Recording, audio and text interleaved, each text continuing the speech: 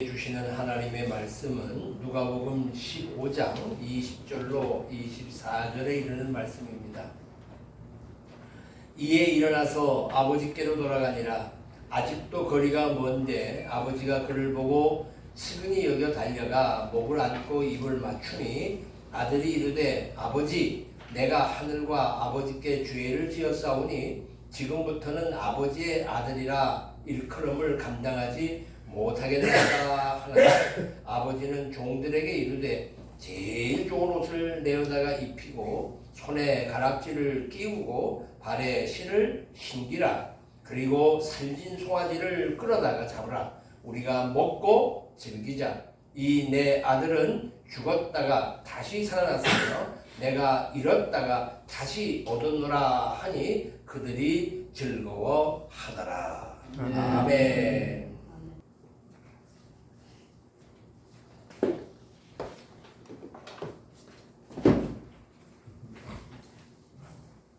설교 제목이 먹고 즐길 날이. 추석 명절이 다가왔습니다. 여러분 행복한 명절이 되시기를 바랍니다. 나한테 문자가 왔는데 해피 추석 이렇게 갖고 왔더라고요. 그래서 맞는 얘기겠다 생각이 듭니다. 명절, 이 명절이라고 하는 말, 명절은 자연적이고 계절적이고 민족적 요소가 다 포함이 돼서 해마다 지키는 절기인데 우리나라에는 민족 5대 명절이 있습니다. 지정됐어요. 소위 이제 나라에서 설날, 정월, 대보름을 하나로 묶었어요. 그래서 이거 하나, 그다음에 한식 아시죠? 찬 음식 먹는 한식. 양력으로 하게 되면 4월, 5월, 15일 가까이 한식, 청명 이렇게 한식. 그다음에 단오는 청포에 머리를 감고 그네를 단오. 그다음에 추석. 그다음에 동지. 여기 이제 유두, 백중 요거까지 이게 더 있어요. 유두 하는 말은 흐르는 물에 머리를 씻는 거야. 머리를 가서 흐르는 물에 시냇가에 가서 자기 머리를 풀어서 씻어 다니는 거. 그건 유두 이렇게 하고요. 백중 뭐 다 아시는데. 그래서 유두와 백중을 빼고는 요 5개를 민족 5대 명절이라고 얘기를 합니다. 근데 이게 얼마나 좋습니까? 그래서 특별히 그 가운데 추석은 대단한 절기입니다. 모든 오국백과 그러면 뭐 5가지 곡식 100개의 과일 이런 의미가 아니라 완벽한 모든 것이 다 완벽한 결실을 의미합니다. 그래서 이 추석에 대해서 여러 차례 제가 말씀 중에도 설명을 드렸습니다만은 더도 많고 덜도 많은 추석 같아라 하는 정도의 아주 모든 것이 풍요로운 절기가 이 추석입니다. 자, 추석 그러면서 명절 그러게 되면 제일 먼저 생각나는 것이 먹는 거, 즐기는 거, 그러죠? 어려웠던 시절에는 추석이나 돼야 때때옷 한 벌 얻어 입고 그다음에 고깃국 먹는.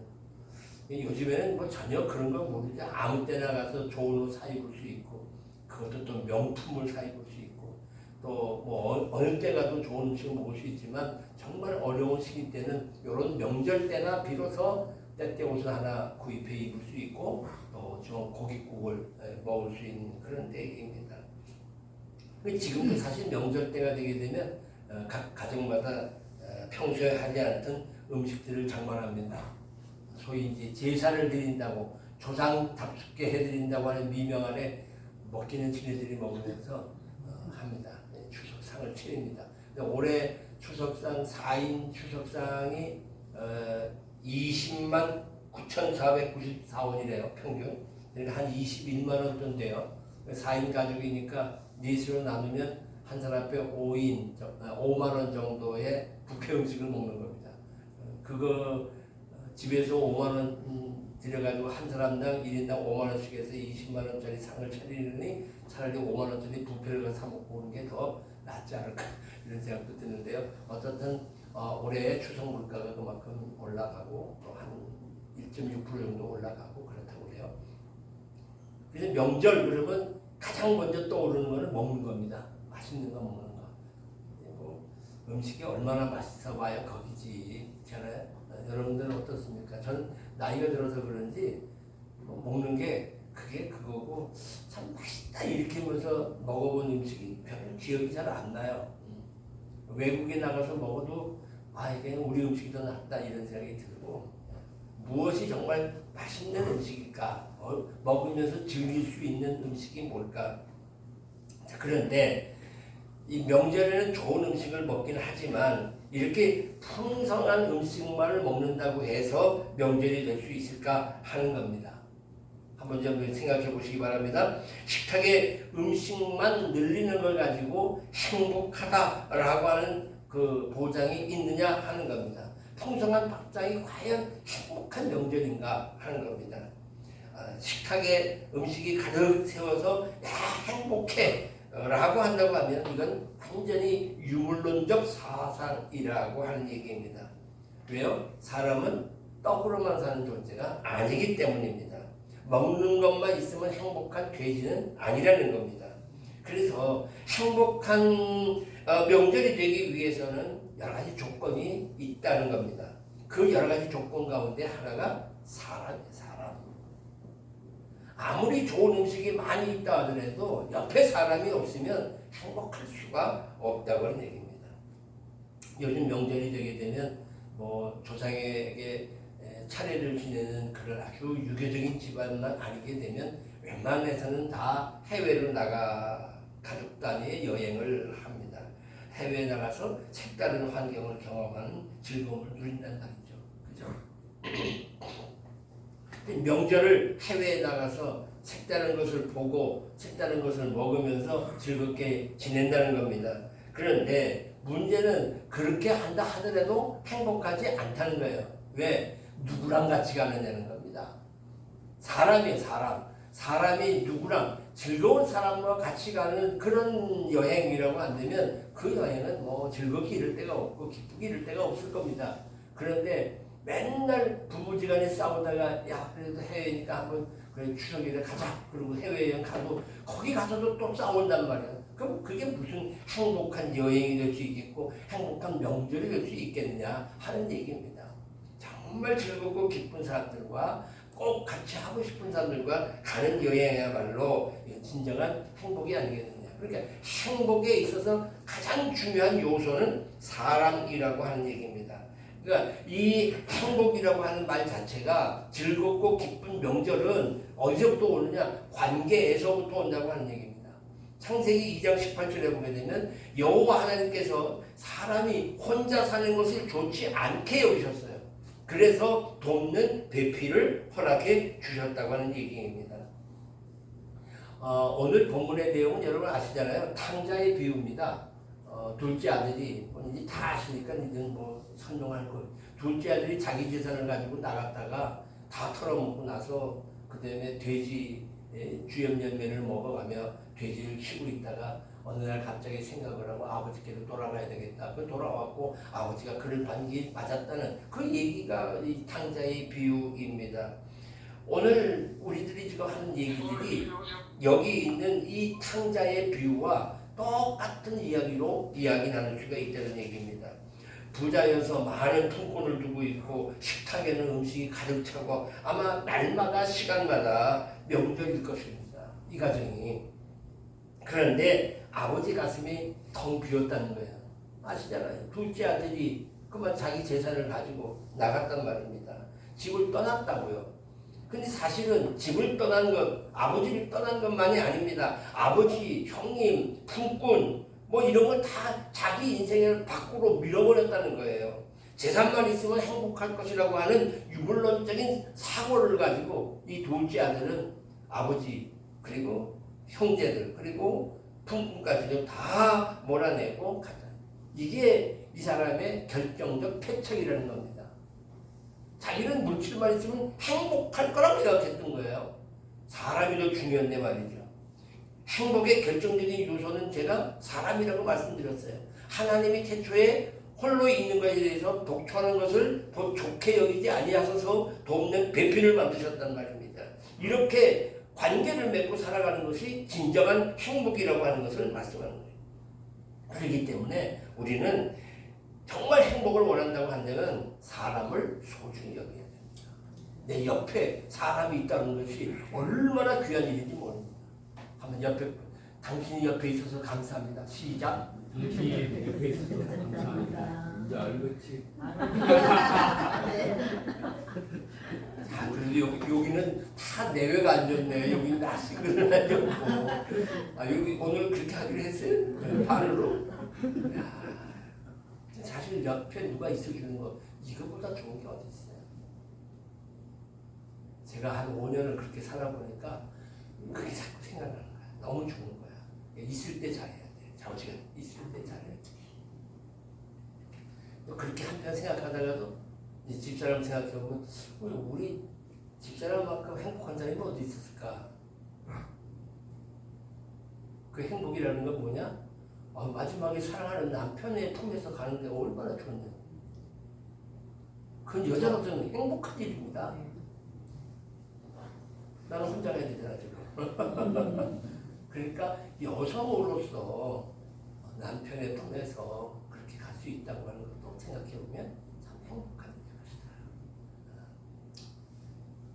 일이다. 어떻든 옆에 사람이 있다고 하는 거, 그러니까 아주 그 행복하다고 한다고 하는 것은 사람을 소중히 여겨야 된다 그런 얘기입니다.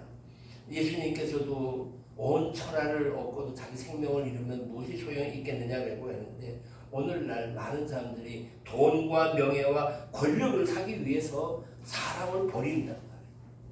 사람을 버리고까지도 명예를 취하려고 그러고 사람을 죽이기까지 하면서도 자기의 이득을 취하려고 하는 일들이 오늘날 너무 많이 있지 않느냐. 그러니까 자기 자리를 지키려니까 나 그 사람 몰라. 그러고 얘기하는 사람도 있지 않냐는 거예요. 여러분 돈과 명예와 권력을 통해서 사람을 살려야지 그 돈과 권력과 명예를 위해서 사람을 죽이는 일은 결코 있어서는 안 되는 겁니다. 그리고 하나님께서는 아담과 하와 두 사람만 살아가는 것만으로 부족했기 때문에 이 두 사람에게 있어서 하나님이 축복해 주시는 것이 자식의 복입니다. 여러분 잘 아시는 아브라함에게 제일 주신 그 복이 뭐냐? 후손을 많이 하게. 야 내가 나가서 보아라. 하늘의 별처럼 바닷가의 모래알처럼 많게 해주겠다. 이게 하나님의 큰 축복이라는 거죠. 오늘날 한 명, 두 명 낳는 이런 시대니까 그때 그 얘기하고 지금하고 맞지는 않습니다. 사실은 맞아요. 그러나 그 당시에는 너로 하여금 큰 민족을 만들게 했다고 하는 것은 그만큼 후손의 번성함을 얘기한다고 하는 얘기입니다. 오늘날 자녀 낳기를 부담스러워하는 이런 현실도 있지만 당시 상황을 봤을 때 하나님이 자기 형상 곧 하나님의 형상대로 사람을 창조해 남자와 여자 창조하시고 그 다음 복을 주시되 그들에게 이르되 생육하고 번성해라. 생육하고 번성하는 건 하나님의 축복이라는 거예요. 그래서 땅에 충만해지는 거예요. 땅을 정복하는 거예요. 바다와 물고기와 하늘의 새와 땅에 움직이는 모든 생물 그 다음에 어떻게 해요? 다스리는 거예요. 이것이 하나님이 우리에게 주시는 놀라운 축복이라고 하는 얘기입니다. 저는 여러분들의 가정에 이런 후손에 번성하는 복이 넘쳐나기를 주의 이름으로 축원합니다. 그러니까 적어도 둘은 낳아야 되잖아요. 둘이 결혼했으니까 둘은 낳아야 돼. 그래야 원상태는 되긴 할 거예요. 근데 둘이 나가고 하나 또 그것도 안 낳아. 그러면 이제 점점 쇠퇴해지는 거죠. 그렇게 되면 민족이 남아질 수 없는 거예요. 이제 그런 과정 속에서 생각해 보게 되면 동성애가 도저히 있어서는 안 된다는 겁니다. 생육할 수가 없잖아요. 동성애는. 근데 그거를 부부로 인정하고 그걸 가정으로 자꾸 인정하는 것은 결국 마지막 때에 유물론적인 사고를 갖고 있는 공산주의들의 사고란. 그래서 가정을 깨뜨려야 자기네들이 일이 되는 거예요. 그건 정면으로 하나님을 도전하는 일이기 때문에 우리 기독교인들만큼은 분명하게 이 일에 대해서 나서야 되는 거예요. 다시 본문으로 돌아오겠습니다. 작은 아들 어떻게 됐어요? 그는 재산만 갖고 있으면 물질만 갖고 있으면 행복할 줄 알았는데 불행해졌다는 말이에요. 왜 불행해요? 물질이 떨어지니까 말이죠. 사실 물질이 있을 때는 옆에 사람이 붙었을 겁니다. 그 사람을 보고 붙은 게 아니라 물질 때문에 붙었던 거예요. 빈털터리가 되니까 아무도 손을 내밀어주지 않는다는 겁니다.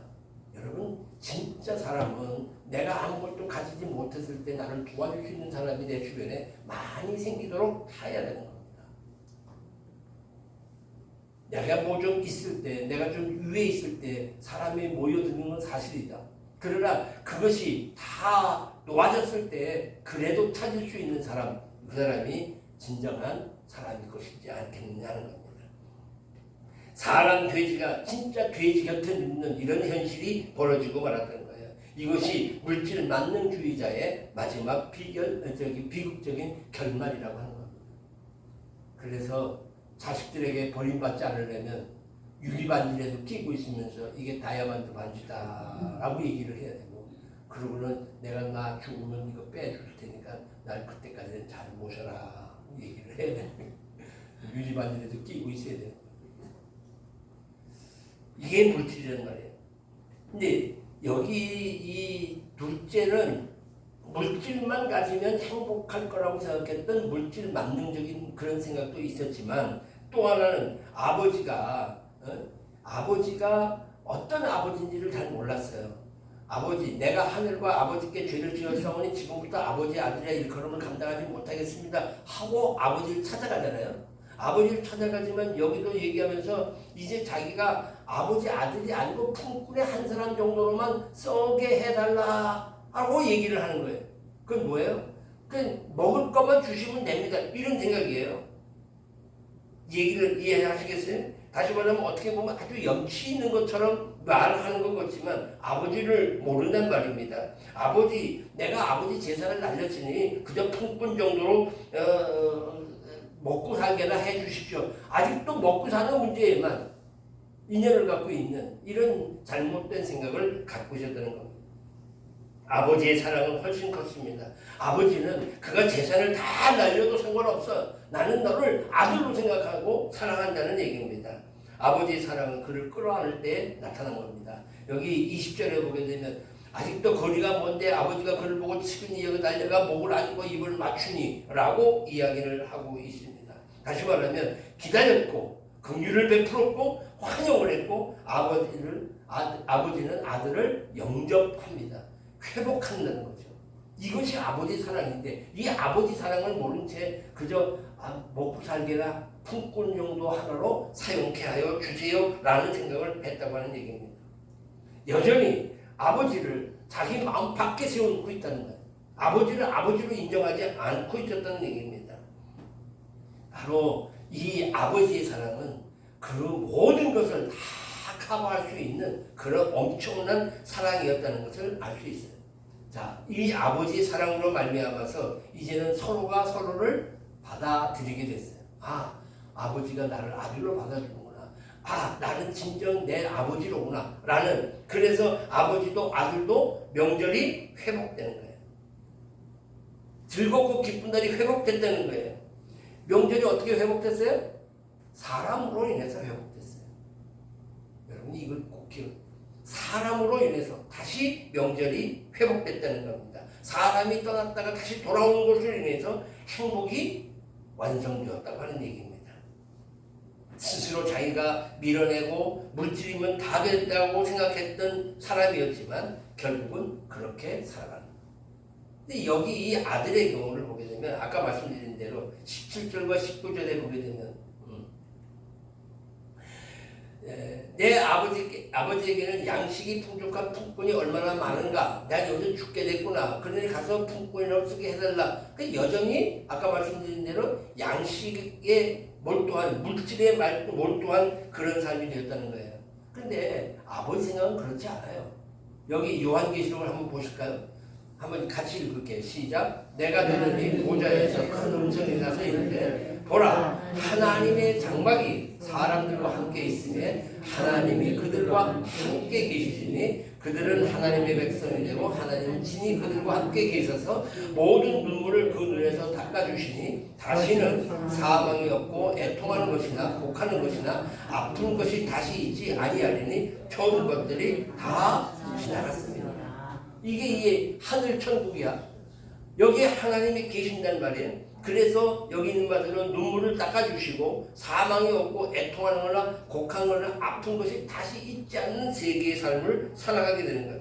됐어. 이제 너 고통하지 않아도 돼. 너 이제 다시 되지 않셔도 돼. 이제 너 굶주리지 않아도 돼. 너 나와 함께만 있어. 너 내 아들이야. 라고 하는 속삭임을 이 아버지는 아들에게 한 거고 아들은 그것을 믿었다고 하는 거예요.